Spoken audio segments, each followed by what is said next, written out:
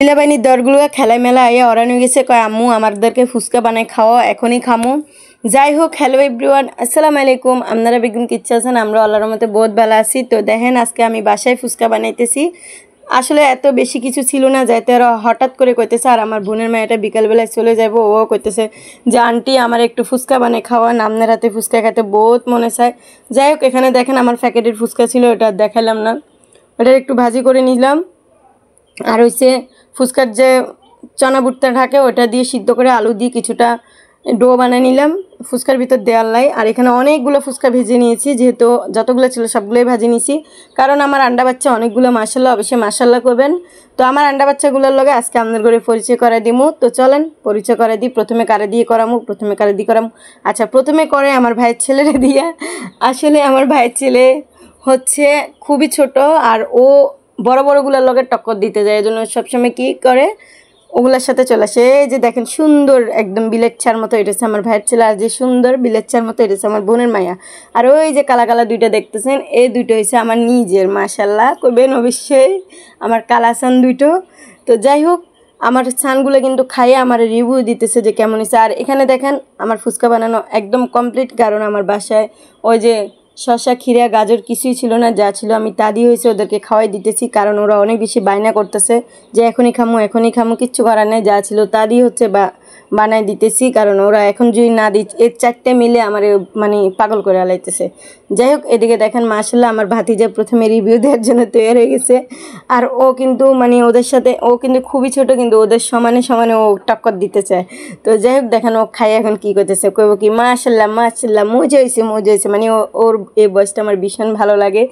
যাই হোক, আমার আন্ডা বাচ্চাগুলোরে আমি খাওয়া দিয়ে দিলাম, দিয়ে এখানে হচ্ছে আমি বললাম যে তোরা কেউ মারপিট করিস না, সবাই মিলে খেতে থাক।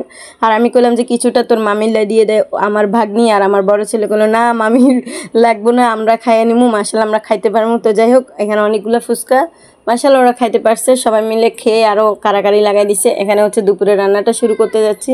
দুপুরের রান্নাটা ছিল কাতলা মাছ আর হচ্ছে পাবদা মাছ। তো কাতলা মাছটা অনেক বড় ছিল, ওখান থেকে আমি 4-5 পিস নিয়ে নিয়েছি, আর 2টা পাবদা মাছ দিয়ে দিছি। ওগুলাকে প্রথমে মেরিনেট করে নিতেছি।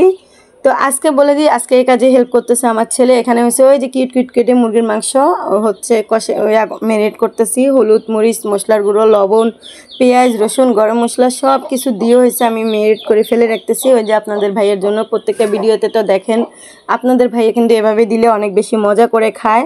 তো আজকে আমার কাজে হেল্প করতেছে আমার ছেলে, কারণ আমার ছেলে আসলে কাজ করতে আগ্রহী হয় মাঝে সাঝে, কিন্তু কাজ করার থেকে কাজ বাড়ায় দেয় বেশি। যাই হোক, জানেন তো বাচ্চা মানুষ কিচ্ছা আছে। তো আমার ছেলে আমাকে অনেক বেশি হেল্প করতেছে, আর করতেছে আম্মু এটা দাও, মানে আমি হয়েছি ওর হেল্পার, আর ও হয়েছে আমার বাবুসি। যাই হোক, আজকে ও সব কিছু আমার রেডি করে দিতেছে। দেখেন এই যে আমার মাংসটা মেরিনেট করা হয়ে গেছে, আমার ছেলে মাশাআল্লাহ খুব সুন্দর করে মেরিনেট করছে। তো এবারই হয়েছে মাছের লগে মূলা দিমু, মূলাটার একটু ভাপায় ফানি ফেলাই দিতেছি। আপনারা কে কে আমার মতো এরকম ভাপায় ফানি ফেলান অবশ্যই কমেন্ট করে জানাবেন। মাছগুলো ভালো করে লাল লাল করে ফ্রাই করে নিয়ে নিছি। আপনাদের ভাইয়া কিন্তু লাল লাল ফ্রাই খেতে ভীষণ পছন্দ করে না, তো কই এগুলো কিন্তু তরকারিতে দিমু। আসলে বয়স দিতে দিতে আমার গলা ব্যথা করতেছে, আর এমনিতে আমার গলাতে সবসময় ঠান্ডা লেগেই থাকে। এখানে দেখেন আমি মাংসটারে একদম লাল লাল করে ভাজি করে নিতেছি। দুপুরের রান্না তো প্রায় আমার কমপ্লিট হয়ে গেছে। তো আপনাদের কার কার মানে এত, যদিও ভিডিওটা অনেক বেশি লং হয়ে যাচ্ছে, এজন্য মাঝখান দিয়ে অনেক কিছু দেখাই নেই। তো এদিকে দেখেন 3টা কাঁচামরিচ দিয়ে দিয়েছি আমার মাংসটা। তো আজকের ভিডিওটা এই পর্যন্ত। সকলে ভালো থাকবেন, সুস্থ থাকবেন, আর অবশ্যই কমেন্ট করে আমাকে জানাবেন যে আমার ভিডিওটা কেমন হয়েছে, আর কোনো ভুল ভ্রান্তি হলে সেটা আমাকে কমেন্টে জানিয়ে দেবেন। সকলে ভালো থাকবেন, সুস্থ থাকবেন, আমাদের সকলের জন্য দোয়া করবেন, আমার আন্ডা বাচ্চাগুলোর জন্য দোয়া করবেন। সবাই ভালো থাকবেন, টাটা।